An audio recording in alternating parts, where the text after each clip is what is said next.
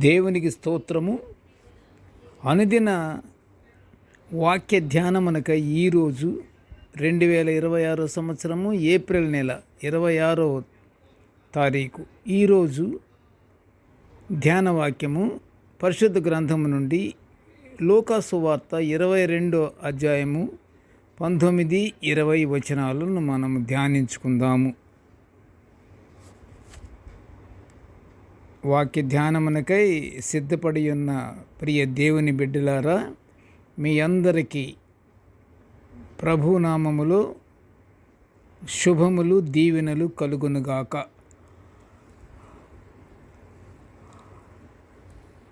ధ్యాన వాక్యాన్ని ఒకసారి మనం చదువుకుందాము. లూకా సువార్త 22వ అధ్యాయము 19-22 వచనాలు. ఆయన యొక్క రొట్టె పట్టుకొని కృతజ్ఞతాస్తుతులు చెల్లించి దానిని విరిచి వారికిచ్చి, ఇది మీ కొరకు ఇయ్యబడుచున్న నా శరీరము, నన్ను జ్ఞాపకము చేసుకొనుటకు దీనిని చేయుడి అని చెప్పాను. ఆ ప్రకారమే భోజనమైన తరువాత ఆయన గిన్నెయు పట్టుకొని, ఈ గిన్నె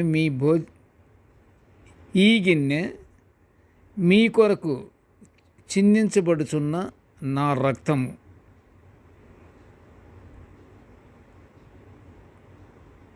నా రక్తము వలనైన కొత్త నిబంధన. ప్రియ దేవుని బిడ్డలారా, ఈరోజు ధ్యాన వాక్యము దేవునికి ఆయన ప్రజలకు మధ్య ఉన్న నిబంధన గురించి మనము ధ్యానించుకుంటున్నాము. పూర్వము పస్కా సమయంలో గొర్రెపిల్లను బలిగా అర్పించి దాని రక్తము కొంచెం తీసి వారి ఇండ్ల ద్వారబంధపు 2 నిలువు కమ్ముల మీదను పై కమ్మీ మీదను చల్లి ఆ గొర్రెపిల్ల మాంసాన్ని తినేవారు. అయితే మరణదూత ఆ రక్తాన్ని చూసి ఇంటిలోనికి రాలేక వెనుదిరిగిపోయేది.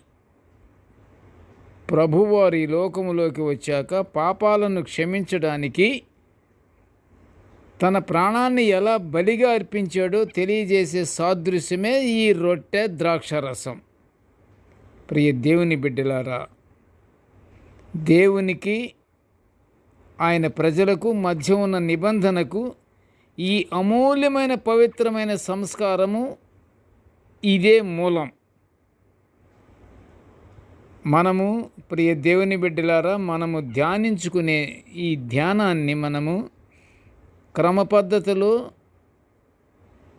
శుద్ధ హృదయముతో ఏకాగ్రతతో మనము ధ్యానించుకుందాము. అర్థం మనం చేసుకుంటూ వాక్యానుసారంగా మనము ధ్యానించుకుందాము. ఏమంటున్నాడు? దేవునికి ఆయన ప్రజలకు మధ్యన ఉన్న ఈ నిబంధనకు ఇది పవిత్రమైన సంస్కారము అని అంటున్నాడు. క్రైస్తవులు ఈ సంఘటననే ప్రభు భోజనమని, పరిశుద్ధ సంస్కారమని, లేకుంటే బల్లారాధనని పలు రకాల పేర్లతో పూర్తి పరిశుద్ధతో జరిగిస్తుంటుంటారు. దేవుడు ఇశ్రాయేలు ప్రజలతో యూదా ప్రజలతో చేసిన కొత్త నిబంధనలో దేవుడు ధర్మవిధులను ప్రజల హృదయాల్లోనూ వారి మనస్సులలోనూ రాస్తాడు. యెహోవా దేవునికి లోబడి ఉండడం తమకు క్షేమకరమైనది, క్షేమదాయకమని వారు గ్రహిస్తారని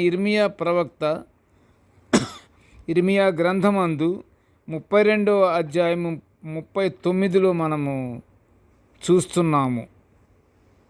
అయితే ప్రియ దేవుని బిడ్డలారా,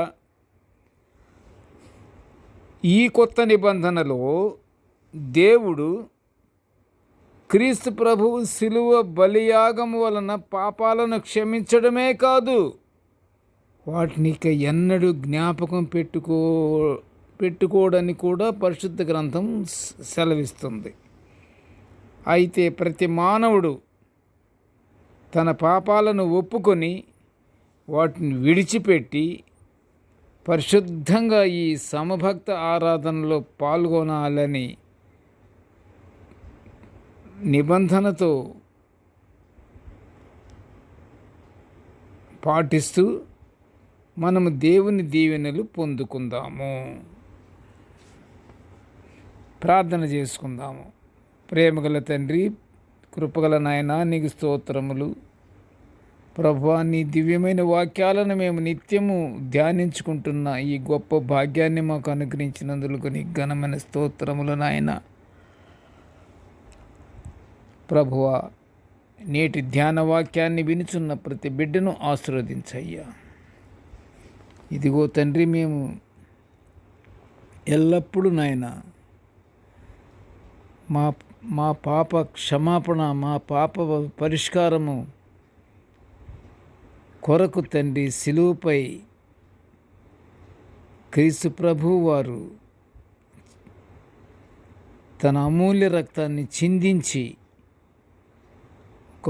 ఒక గొప్ప విజయాన్ని సాధించినందువల్ల ఇదిగో నాయన, మేమందరము తండ్రి చీకటి నుండి నాయన వెలుగులోకి వచ్చి ఉన్నామని మేము గ్రహించి మా పాపములను క్షమించుటకై చేసిన గొప్ప యాగాన్ని బట్టి మేము నిత్యము జ్ఞాపకం చేసుకుంటూ నీ యందు భయభక్తులు కలిగి మేము జీవించే గొప్ప భాగ్యాన్ని మాకు అనుగ్రహించమని ఈ మనవులన్నీ యేసయ్య పుణ్యనామమున వినయముగా వేడుకొనుచుంటున్నాము తండ్రి.